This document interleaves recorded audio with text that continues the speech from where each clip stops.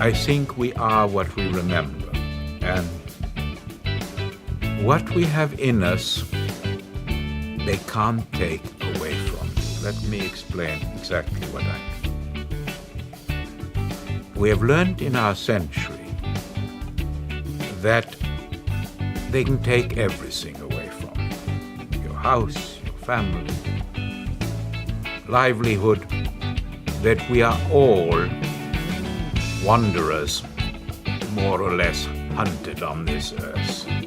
I would define the history of this century that now hundreds of millions of people in Africa, in the Balkans, Southeast Asia, soon in other places, are becoming Jews, quote unquote. That is to say, are becoming hunted or hunters.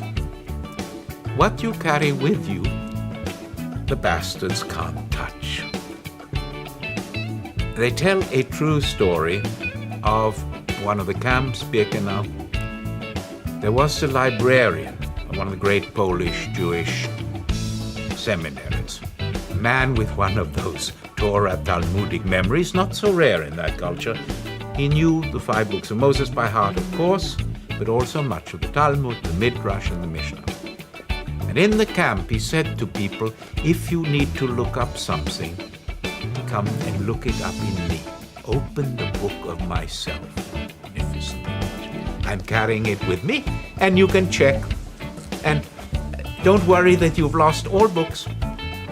Look me up. It's a story which Kafka might have found. It's one of the lasting parables. Much less dramatically. In Ezekiel, in the Old Testament, in the prophet Ezekiel, God dictates to the prophet a text and then says, I want you to eat the scroll. Careful. Eat is eat in Hebrew. Has nothing metaphoric. Put it in your mouth and you eat it like a spy eats his secret message, we're told in spy novels. And the surprised prophet does it, and of course the meaning is it becomes part of you. It becomes totally part of you. The great Elizabethan playwright, Shakespeare's rival, Ben Jonson, will use the verb ingest, like digest, but it's more powerfully. You ingest it. You eat it, becomes fiber of your fiber, heart of your heart, cor cordis sursum. And it will stay with you. And suddenly you realize that the house of your own inside has wonderful furniture. Most of us don't create very much. So to be able to find in our house a company of the master spirits, the great spirits, Milton called them the lifeblood of the master spirits, means you come home to a very full house. A very full house. Well, we've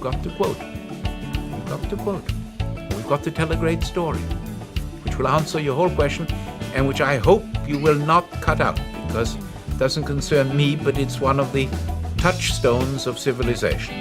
In the 1937 Soviet Writers' Congress, it was the worst year, one of the worst years. One disappeared like flies every day. They told Pasternak, if you speak, they arrest you, and if you don't speak, they arrest you for ironic insubordination. 2,000 people there. Steiner on the platform, the Stalinist killer, peace killer. And it was a 3-day meeting. Every speech was thanks for Brother Stalin, thanks to Father Stalin, thanks to the Leninist, Stalinist new model of truth. Not a word from Pasternak. The 3rd day, his friend said to him, look, we're going to arrest you anyway. Please, maybe you should say something for the rest of us to carry with us. Now, he was over 6 feet, as you know, incredibly beautiful. And when Pasternak got up, everyone knew. He gets up. I'm told you could hear the silence till Vladivostok. And he gives a number. 2,000 people got up. It was the number of a certain Shakespeare sonnet, of which he had done a translation, which the Russians say is with Pushkin one of their greatest texts, so it's Shakespeare. When I summon up remembrance of things past, the sonnet of Shakespeare on memory. I summon up remembrance of things past. And they recited it by heart for 2,000 people. The Pasternak translation. It said everything. It said, you can't touch us, you can't destroy Shakespeare, you can't destroy the Russian language, you can't destroy the fact that we know by heart what Pasternak has given us, and they didn't arrest him. It's one of the very great stories. When a sweet session of silent thought, I summon up remembrance of things past. The sweet session of silent thought, I'm told that in Russian is even as magical, as magic. Well, in that case, the sons of bitches don't rescue, or if they do, it's too late. The other people have your treasure with nobody can arrest everything. Mandelstam's poems were all confiscated, and Nadezhda, the wife, taught one poem to 10 people. That means that for the 60 poems, 600 people had them. The 10 taught them to 10, and they were safe. They were nothing could stop. This, I think, is the deepest form of publication that we can possibly have. It's the publication of the human soul. So yes, it is central to my techniques, to my teaching, to my beliefs, to the way I work, to what I am. Remember, I belong to a people where in modern times it was said, nothing will remain, not even ash. And it is perfectly correct that millions of the names are gone.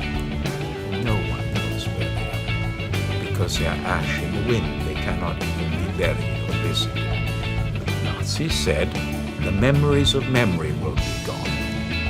So the answer is no. You almost did it, but not quite.